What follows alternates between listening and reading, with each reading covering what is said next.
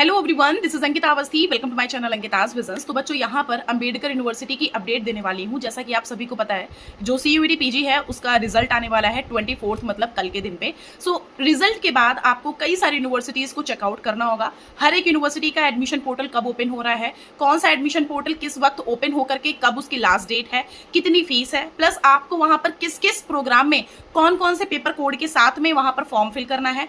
Form fill up में बच्चों बहुत सारी प्रॉब्लम होती है, सो इस वजह से मैं आपको यहाँ बता देती हूँ।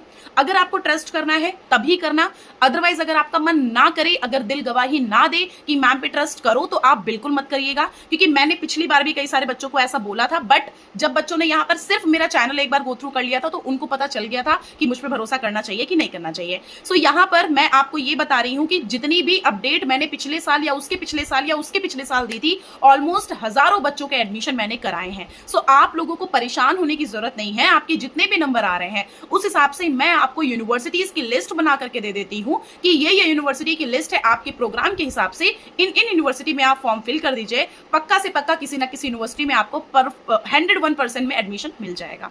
अब हम बात कर लेते हैं कि जो BBAU से रिलेटेड मैं बताने वाली हूँ उसके बारे में। सो सबसे पहले आप चैनल को कर लो सब्सक्राइब, क्योंकि अब मैं हर एक वीडियो अपलोड करूंगी। क्योंकि मेरा इंतजार था CUET PG के रिजल्ट में, जो रिजल्ट था उसका वेट कर रही थी मैं। अब रिजल्ट मैंने बोला था कि 20 से 30 के बीच में आ जाएगा। सो वही रिजल्ट आपका 24 अप्रैल को आ रहा है। अब आफ्टर दैट रिजल्ट आपका क्या प्रोसीजर होने वाला है, तो सबसे पहले मैं यूनिवर्सिटी पिक कर रही हूँ, बाबा साहब भीमराव अंबेडकर यूनिवर्सिटी, क्योंकि इस यूनिवर्सिटी में मैं पढ़ाई कर चुकी हूँ। सो मुझे डीप एंड डीप की सारी इंफॉर्मेशन पता है। सो सबसे पहले मैं आपको बताने वाली हूँ कि इसका एप्लीकेशन फॉर्म आ कब सकता है।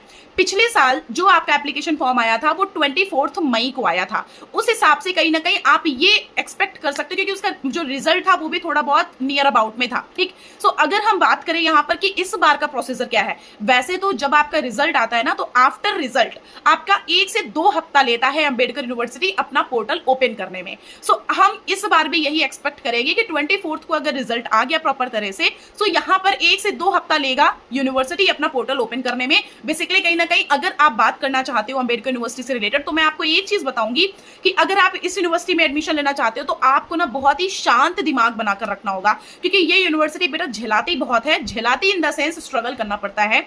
आपकी लिस्ट होगी आज आनी, हो सकता है वो रात तक आए। अगर आपकी लिस्ट 5 बजे तक आनी है, हो सकता है वो उस 5 बजे तक ना आकर के नेक्स्ट डे में आए, ये भी हो सकता है। और दूसरी बात, आपका फॉर्म हो सकता है एप्लीकेशन फॉर्म 1 से 2 हफ्ते में वो ओपन कर दे पोर्टल। ये भी हो सकता है कि वो 1 से 2 हफ्ते में पोर्टल ना ओपन करके वो आपके आगे आने वाले वीक्स में पोर्टल को ओपन करें।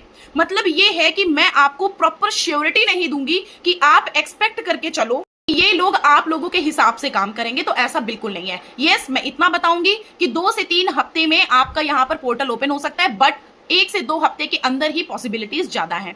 उसके बाद ये पोर्टल कब तक ओपन रहता है? अप्रोक्स 1 से 1.5 महीना पोर्टल ओपन रहता है, क्योंकि आपका ये पोर्टल ओपन हुआ था 24 मई को, और उसके बाद आपका जो ये बंद हुआ था वो लास्ट जून में बंद हुआ था। सो आप लोग कहीं ना कहीं ये देख सकते हो कि जो यहाँ पर पोर्टल ओपन हो रहा है वो कब हो रहा है और कब बंद हो रहा है, इसके हिसाब से आपको फॉर्म फिलअप करना है। फॉर्म फिलअप में प्रॉब्लम थोड़ा ज्यादा होती है, क्योंकि पिछले साल बच्चों का रिकॉर्ड बहुत ज्यादा था, क्योंकि उनके पास डॉक्यूमेंट्स की प्रॉब्लम थी। अब क्या होता है, बच्चा ग्रेजुएशन करके आ रहा है, ग्रेजुएशन में अपीयर होके आ रहा है, सो अब उसको भी मार्कशीट लगाने के लिए बोल दिया जाता है, तो वो बच्चा कंफ्यूज हो जाता है कि हम करें क्या।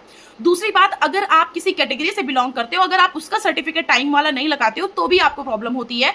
कोशिश करो 1 अप्रैल 2026 के बाद का सारा आपका डॉक्यूमेंट हो, जो भी आपका कैटेगरी से रिलेटेड है, कोई भी सर्टिफिकेट है तो आपके अप्रैल 2026 के बाद के होने चाहिए, वही आपका यहाँ पर वैलिड रहता है। अदरवाइज आपके फॉर्म में रिमार्क्स लिख के आ जाता है, जो कि आगे प्रॉब्लम कर सकता है।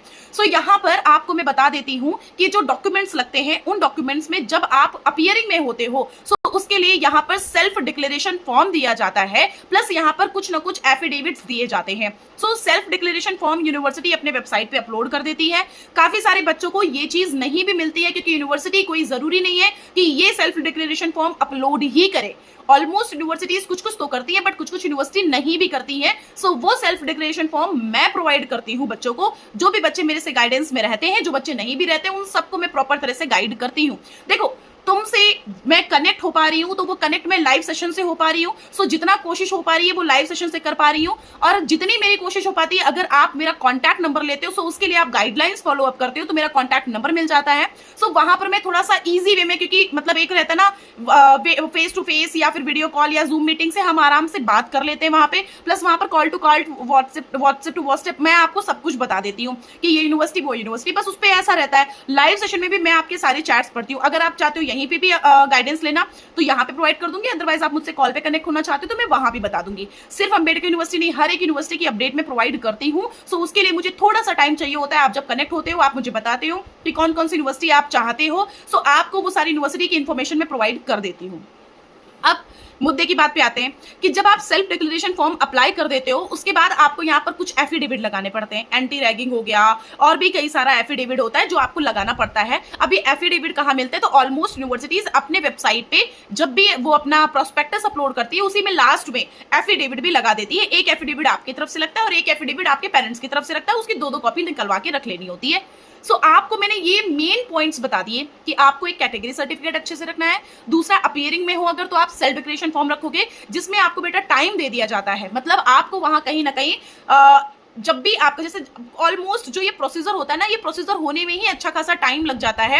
तब तक आप लोगों का रिजल्ट आ चुका होता है ग्रेजुएशन का। सो अगर आप इस चीज को लेकर के टेंशन में हो कि मैम हम अपीयरिंग है तो हम क्या फिल करेंगे, तब आप नॉर्मली एक एप्लीकेशन लिख के अपलोड कर सकते हो या फिर सेल्फ डिक्लेरेशन फॉर्म भी लिख के अपलोड कर सकते हो। कोई टेंशन की बात नहीं होती है। आपका ये प्रोसीजर जब तक होता है, जब भी आप ऑफलाइन काउंसलिंग में जाते हो तब तक आपका रिजल्ट आ जाता है। फिर वो रिजल्ट लेकर के आप ऑफलाइन काउंसलिंग के लिए जा सकते हो, तब वो वैलिड माना जाएगा।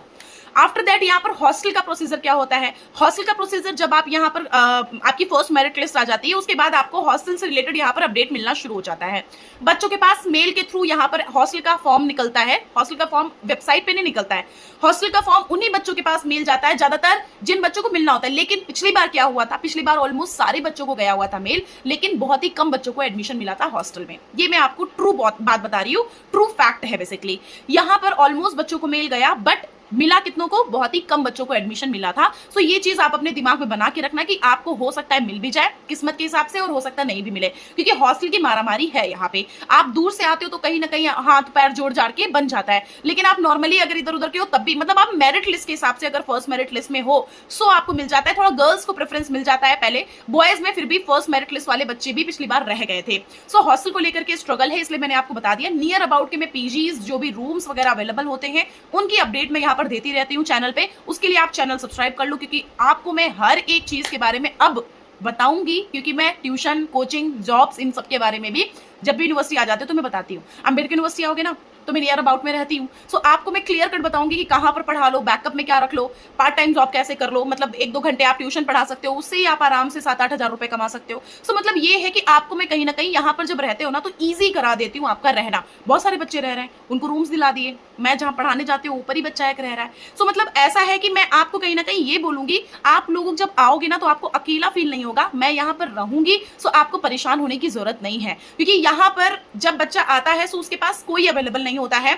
मेरे को अगर आपने कॉल करी, मैं वहां पर पहुंच जाती हूँ। मैं चाहे जहां भी हूं, मैं किसी को भेज दूंगी या फिर कोशिश करके मैं पहुंच जाऊंगी अगर मैं बिजी ना रही। सो ये है कि आप कहीं से भी आ रहे हो निश्चिंत होके आओ, मैं हूं अवेलेबल यहाँ पे, आपको परेशानी की बात नहीं है। सो यूनिवर्सिटी पोर्टल जब भी ओपन करेगी मैं बताऊंगी। सिर्फ यही यूनिवर्सिटी नहीं, और भी कोई यूनिवर्सिटी अगर जब भी पोर्टल ओपन करेंगी ना, मैं आपको सारी डिटेल यहाँ पर प्रोवाइड करूंगी। आप लोग मेरे टेलीग्राम चैनल से जुड़ जाइए, क्योंकि टेलीग्राम पे आपको सारी अपडेट मिलती है। प्लस आप हमारे इंस्टाग्राम पर मैसेज करोगे तो आपको मेरा कॉन्टैक्ट नंबर मिलेगा, बट उसके पहले आपको गाइडलाइंस मिलेंगी। अगर आप फॉलो अप करते हो तो मेरा कॉन्टैक्ट नंबर मिलेगा, अगर आप फॉलो अप नहीं करते हो तो आपके लिए मैं लाइव सेशन में अवेलेबल हूं, मैं आपकी चैट्स पढ़ के आपको आंसर कर दूंगी। ओके, सो ये सारी अपडेट थी जो मुझे देनी थी। कहीं ना कहीं थोड़ा सा वीडियो लंबा हो चुका है, बट आप फास्ट मोड में लगा के भी सुन सकते हैं। Okay, thank you so much and take care. ध्यान रखो, जब भी रिजल्ट और जब भी कोई अपडेट रहेगी मैं आपको प्रोवाइड करूंगी। चैनल को जरूर से सब्सक्राइब कर लेना, क्योंकि अब आपको काफी ज्यादा बेनिफिट मिलने वाला है इस अंकिताज विजन्स के चैनल से। Thank you so much.